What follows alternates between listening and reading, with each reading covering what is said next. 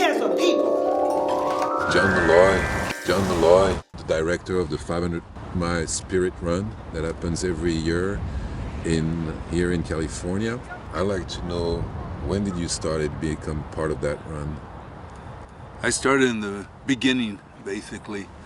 So I had no idea that it was a 4-year commitment in the beginning, and now it's 4 decades later. And the whole idea is to protect Mother Earth and to protect humans' lives, especially indigenous lives. So many friendships were tested and they survived. And those friendships are important because that's what was stressed. That's what was stressed. We have to live in harmony. If we live in harmony, we can accomplish anything together. We go down the road peacefully, and yeah, it connects people. And once people are connected, the stories start coming out. When the stories start coming out, we see how invaluable, how valuable this run is. And Dennis just had that foresight. He could see over the mountains what was coming.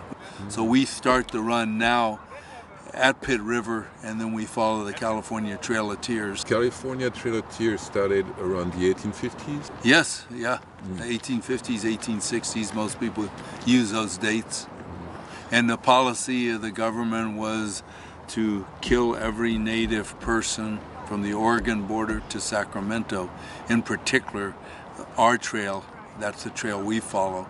And that was General Sutter, and he built his career, he built his legacy on the murder of indigenous people. Their stories are incredibly important. Like, how did they go on after such a massacre of their people? You recruit the runners, and where the runners come from, and how do you train them to be ready? I started off working with in the high security unit in San Jose for juveniles. All those juveniles were going to go be state raised. So for 7 years I worked in there, and I saw these aren't kids that are criminal minds. That's not what provoked their behavior. They didn't know what to do in merciless situations. They went for what they knew, and that doesn't make them a criminal.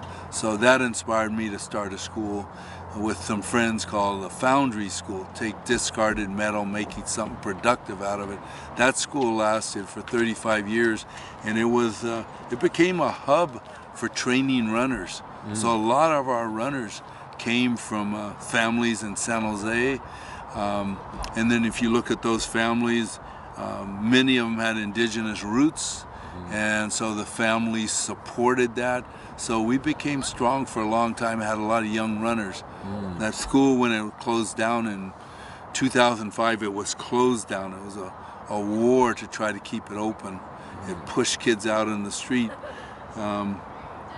Since then, we've had less young people running, which is a concern to us. So we've adopted a school called Sunrise School, 7th and 8th graders, and now we're starting to get the young runners back there. So our youngest runner is 8. Our oldest runner up until 2 years ago was Bob Edwards. He was 88. We train 14 times a year, and that training isn't just physical training. It's cultural training, it's spiritual training, and it's service to our community. So through that training, people learn to live in harmony and like the circle way. The run impacts everyone, and the kids in particular, because they learn they are never alone. They have a circle, they have an extended family. Not only that, they learn they have responsibility, and if they do their responsibility, then the whole works.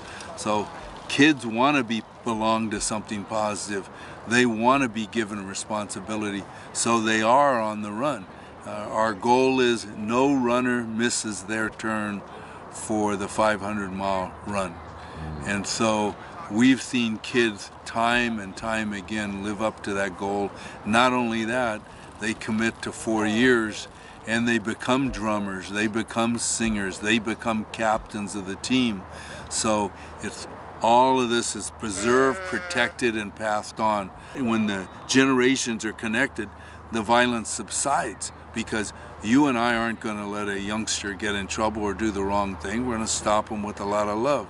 So the run is known as a unity run, and like Dennis Banks, thank goodness for him, like he always said, this is a human race.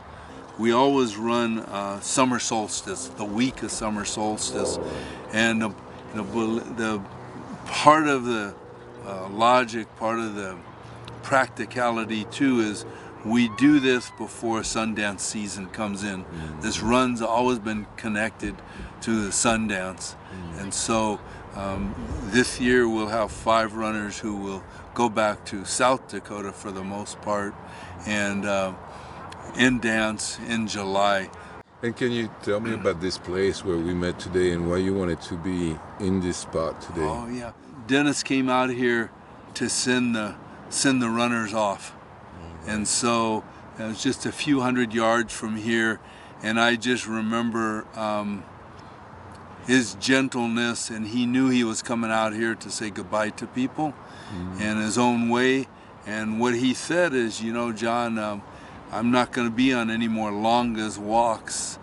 The rest of my energy, the rest of my life force, I want to make sure that Leonard Pelletier is not forgotten, that he's released. We as a people have done so much for so long with so little.